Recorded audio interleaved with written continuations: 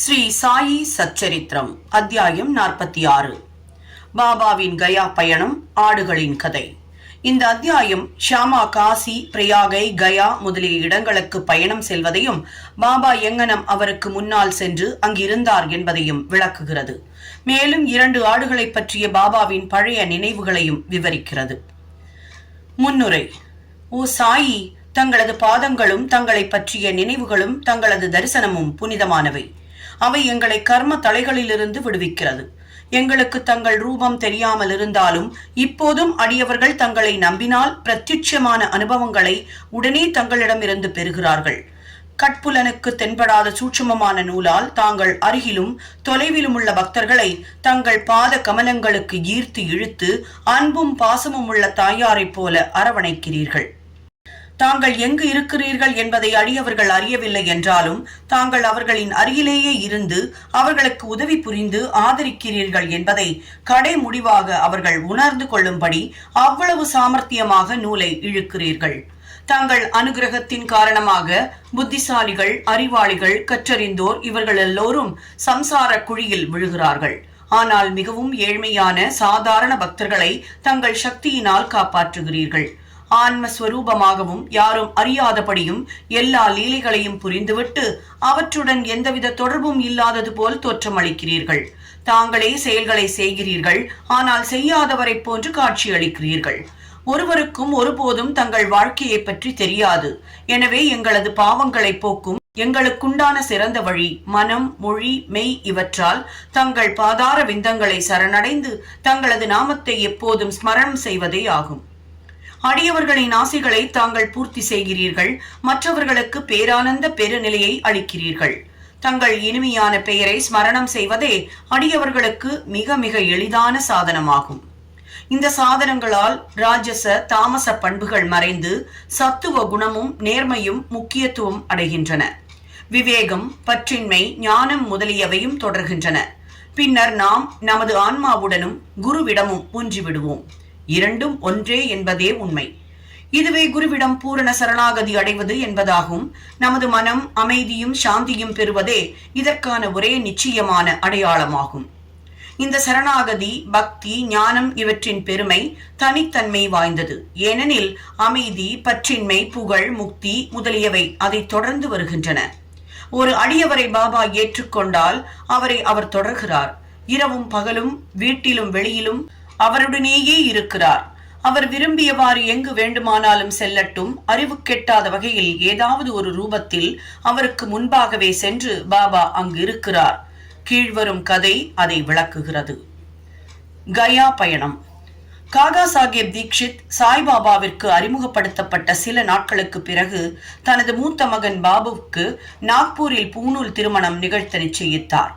ஏறக்குறைய அதே தருணம் நானா சாஹேப் சாந்தோர்கர் தமது மூத்த மகனுக்கு குவாலியரில் திருமண வைபவம் நிகழ்த்த நிச்சயித்தார்.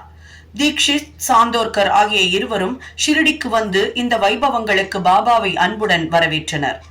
தமது பிரதிநிதியாக ஷாமாவை ஏற்றுக்கொள்ளும்படி பாபா அவர்களிடம் கூறினார்.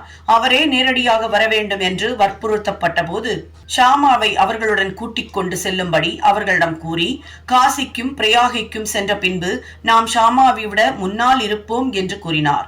இந்த தருணம் பாபாவின் மொழிகளை குறித்து வைத்துக் கொள்ளுங்கள், ஏனெனில் அவைகள் அவரின் சர்வ வியாபகத்தை காண்பிக்கின்றன. ஷாமா பாபாவின் அனுமதியை பெற்றுக்கொண்டு இந்த வைபவங்கள், விழாக்கள் ஆகியவற்றிற்காக நாக்பூருக்கும் குவாலியருக்கும் சென்றுவிட்டு பின்னர் காசி, பிரயாகை மற்றும் கயாவுக்கு செல்ல தீர்மானித்தார். ஆபா கோதேவும் அவருடன் செல்வதாக இருந்தார். இருவரும் முதலில் நாக்பூருக்கு பூணூல் விழாவிற்கு சென்றனர். காகா சாஹேப் தீக்ஷித் ஷாமாவுக்கு அவரின் செலவுக்காக ரூபாய் 200 கொடுத்தார். பின்னர் அவர்கள் குவாலியருக்கு திருமண வைபவத்திற்காக சென்றனர்.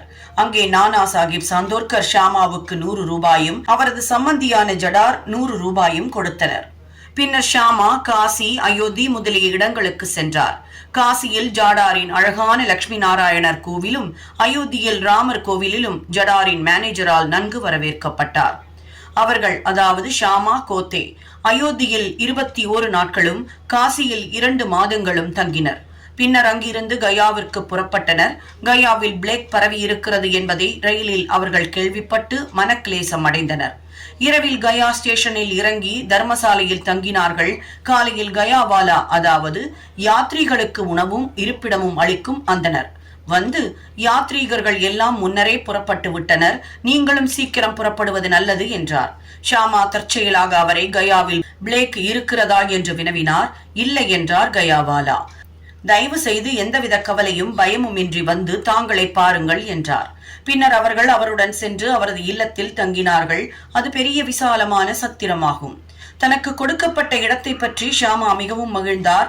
ஆனால் கட்டிடத்தின் முற்பகுதியில் நடுவே மாட்டப்பட்டிருந்த பாபாவின் பெரிய அழகான சாயி படமே அவரை மிகுந்த மகிழ்ச்சியில் ஆழ்த்தியது. இந்த படத்தை பார்த்ததும் ஷாமாவுக்கு உணர்ச்சி பொங்கியது. அவர் காசிக்கும் பிரயாகைக்கும் சென்ற பிறகு ஷாமாவிற்கு முன்னதாகவே நாம் அங்கிருப்போம் என்ற பாபாவின் மொழிகளை நினைவு கூர்ந்தார். கண்களில் கண்ணீர் பொங்கியது. மயிர் கூச்சரிந்து தொண்டை அடைத்து தேம்பி அழத் தொடங்கினார். அங்கு பிளேக் இருப்பது குறித்து பயந்து அதனால் அவர் அழுகிறார் என கயாவாலா நினைத்தார். ஆனால் ஷாமா பாபாவின் படத்தை எங்கிருந்து எப்போது அவர் பெற்றார் என்று விசாரித்தார். கயாவுக்கு வரும் யாத்ரீகர்களின் வசதிகளை கவனித்துக் கொள்வதற்காக அவருக்கு 200 அல்லது 300 ஏஜெண்டுகள் மன்மாட்டிலும் புந்தாம்பேயிலும் வேலை செய்வதாகவும் அவர்களிடமிருந்து பாபாவின் புகழை கேள்விப்பட்டதாகவும் கூறினார். பின்னர் ஏறக்குறைய 12 ஆண்டுகளுக்கு முன்னர் அவர் ஷிரடிக்கு சென்று பாபாவின் தரிசனத்தை பெற்றார். அங்கு ஷாமாவின் வீட்டில் தொங்கவிடப்பட்டிருந்த பாபாவின் படத்தை பாபாவின் அனுமதி பெற்று ஷாமா அவருக்கு கொடுத்தார். இது அதே படம்தான். இந்த முந்தைய நிகழ்ச்சியை ஷாமா அப்போது நினைவு கூர்ந்தார். முன்னால் தனக்கு பணிவன்பு புரிந்த அதே ஷாமாதான் தனது விருந்தினர் என்று தெரிந்தவுடன் கயாவாலாவுக்கு மகிழ்ச்சி பொங்கியது. பின்னர் அவர் இருவரும் அன்பையும் சேவையையும் பரிமாறிக்கொண்டார்கள். மிக மிக உற்சாகத்துடனும் மகிழ்ச்சியுடனும் இருந்தனர். கயாவாலா அவருக்கு சரியான ராஜோபசாரம் செய்தார். அவர் பெரும் பணக்காரர். தான் ஒரு பல்லக்கில் அமர்ந்து யானையின் மேல் ஷாமாவை அமரச் செய்து அவரது தேவை சௌகரியங்கள் அனைத்தையும் கவனித்துக் கொண்டார். இந்த கதையின் நீதியானது பாபாவின் மொழிகள் வார்த்தைக்கு வார்த்தை அப்படியே உண்மையாகின்றன. தமது அடியவர்கள் பால் அவர் கொண்டுள்ள அன்பு எல்லையேற்றதாகும். அதை விட்டு விடுவோம். அவர் எல்லா ஜீவராசிகளையும் கூட சமமாக நேசித்தார். ஏனெனில் அவர்கள் பால் தாம் ஒன்றியவராக நினைத்தார். பின்வரும் கதை இதை விளக்குகிறது. 2 ஆடுகள். ஒருமுறை லண்டியிலிருந்து பாபா திரும்பி வந்து கொண்டிருக்கும் போது ஆட்டு மந்தையொன்றை கண்டார். அவைகளில் 2 அவரின் கவனத்தை ஈற்றன. அவைகளிடம் சென்று அவற்றை தடவி கொடுத்து அன்பு செலுத்தி அவைகளை ரூபாய் 32க்கு விலை கொடுத்து வாங்கினார். பாபாவின் இந்த செயலைக் கண்டு பக்தர்கள் ஆச்சரியமுற்றனர். இந்த வியாபாரத்தில் பாபா ஏமாற்றப்பட்டார் எனவும், ஒரு ஆடு ரூபாய் 2 வீதம் அல்லது அதிகபட்சம் 3 அல்லது 4 வீதம், 2 ஆடும் சேர்ந்து 8 மட்டுமே ஆகும் எனவும் நினைத்தனர். அவர்கள் இதற்காக பாபாவை கடிந்து கொண்டனர். ஆனால் பாபா அமைதியாகவும் மகிழ்ச்சியாகவும் இருந்தார். ஷாமாவும் தாத்யா கோத்தேயும் அதற்கு விளக்கம் கேட்டனர். தமக்கென வீடும் கவனிக்க குடும்பமும் இல்லாதபடியால் தாம் பணத்தை சேமிக்க கூடாது என்று அவர் கூறினார். தமது செலவில் 4 சேர் பருப்பு வாங்கி ஆடுகளுக்கு அளிக்கும்படி கூறினார். இது முடிந்த பின் பாபா அந்த ஆடுகளை மந்தையின் சொந்தக்காரருக்கு கொடுத்துவிட்டு ஆடுகளை பற்றிய தமது பழைய ஞாபகத்தையும் கீழ்கண்ட கதையையும் கூறலானார். ஓ ஷாமா, தாத்யா, இந்த வியாபாரத்தில் நான் ஏமாற்றப்பட்டு விட்டேன் என்று நீங்கள் நினைக்கிறீர்கள். கிடையாது. அவைகளின் கதையை கேளுங்கள். அவைகளின் முந்தைய பிறவியில் மனிதர்களாயிருந்தனர். எனது நண்பர்களாயிருந்து எனது அருகில் அமரும் நல்ல அதிர்ஷ்டம் பெற்றிருந்தனர். அவர்கள் ஒரு தாய் மக்கள். முதலில் ஒருவரை ஒருவர் நேசித்தனர். ஆனால் பிற்காலத்தில் பகையாளிகளாய் ஆகிவிட்டனர். மூத்தவன் சோம்பேறி, பின்னவன் சுறுசுறுப்பானவன். ஆதலால் பெரும் பொருள் திரட்டினான். மூத்தவன் பேராசையும் பொறாமையும் கொண்டு பின்னவனை கொன்று பணத்தை எடுத்துக்கொள்ள விரும்பினான். தங்கள் சகோதர உறவை மறந்து ஒருவருடன் ஒருவர் சண்டை போடத் தொடங்கினர். மூத்தவன் இளையவனை கொல்ல பல வழிமுறைகளை கையாண்டு அவனது முயற்சிகளில் தோல்வியடைந்தான். இவ்வாறாக அவர்கள் மரண விரோதிகளானார்கள். முடிவாக ஒரு சந்தர்ப்பத்தில் மூத்தவன் இளையவன் தலையில் தடிக்கம்பால் பலத்த மரண அடி ஒன்று கொடுக்க, இளையவன் மூத்தவனை கோடாரியால் தாக்க, இதன் விளைவாக இருவரும் அந்த இடத்திலேயே மாண்டனர்.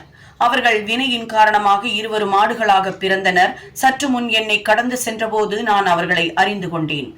அவைகளின் முந்தைய பிறவிகளை நினைவு கூர்ந்து இரக்கம் கொண்டு அவைகளுக்கு இளைப்பாறுதலும் சௌகரியமும் தர விரும்பி என்னிடம் இருந்த எல்லா பணத்தையும் செலவழித்தேன். இதற்காகத்தான் நீங்கள் என்னை குறை கூறுகிறீர்கள். நீங்கள் என்னுடைய பேரத்தை விரும்பாததால் நான் அவைகளை மேய்ப்பவனிடமே திருப்பி அனுப்பிவிட்டேன் என்றார். ஆடுகளிடம் சாயியின் அன்பு அத்தகையது. ஸ்ரீ சாயியை பணிக. அனைவருக்கும் சாந்தி நிலவட்டும். சாய் என்பர்கள் அனைவர் வீட்டிலையும் இருக்க வேண்டிய பொக்கிஷம் சாய் சச்சரித்ர. புத்தகம் இருக்கோ இல்லையோ, இந்த ஒலி வடிவிலான சாய் சரித்ரா உங்களுடைய ஒவ்வொருவர் வீட்டிலையும் ஒலித்து உங்களுக்கு தேவையான சந்தோஷத்தையும் நிம்மதியையும் கொண்டு வந்து சேர்க்கணும் அப்படிங்கிறது மட்டும்தான் எங்களுடைய எண்ணம். கண்டிப்பாக மிகப்பெரிய மாற்றத்தை உண்டு பண்ணக்கூடிய இந்த சாய் சரித்ரா தினமும் ஒரு அத்தியாயத்தை கேட்பவர்களுக்கு கண்டிப்பாக மிகப்பெரிய பலன்கள் காத்திருக்கு. 51 அத்தியாயங்களும் தெளிவான உச்சரிப்புல, மிதமான வேகத்துல, சரியான விகிதத்துல கொடுத்து உங்களுக்கான சந்தோஷத்தையும் அள்ளி தரக்கூடிய இந்த சேனலை சப்ஸ்கிரைப் பண்ணாதவர்கள் கண்டிப்பா சப்ஸ்கிரைப் பண்ணி மற்றவர்களுக்கும் ஷேர் பண்ணுங்க. உங்களுடைய லைக் அண்ட் கமெண்ட்ஸ் கண்டிப்பா எங்களை உற்சாகமூட்டும். எப்பொழுதும் உங்களுடைய சந்தோஷம் நிலைத்திருக்கட்டும். நன்றி, வணக்கம்.